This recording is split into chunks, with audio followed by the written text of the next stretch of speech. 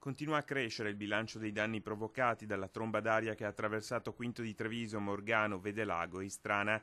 Dal €1.000.000 iniziale il conto, che è ancora provvisorio, viene corretto al rialzo con il passare delle ore, arrivando a sfiorare i €2 milioni, ma alcuni cittadini non hanno ancora presentato il rendiconto e a Vedelago l'amministrazione comunale si è vista costretta ad affiggere degli avvisi pubblici per invitare i residenti a presentare le proprie richieste di risarcimento.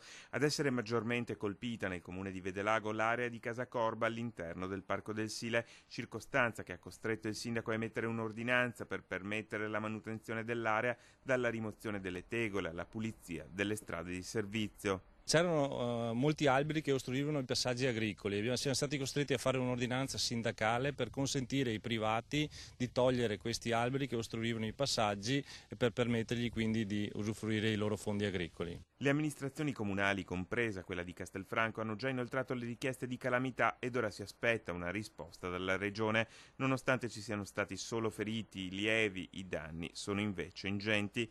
A questo punto la priorità è quella di ripartire, anche se tra i cittadini ad avere il sopravvento è in molti casi la rassegnazione. Ho notato un'impresa questa mattina, mi devo ancora fare il preventivo, diciamo che l'avevo fatto nuovo 7 anni fa, mi era costato €24.000, comprando tutte le tegole nuove.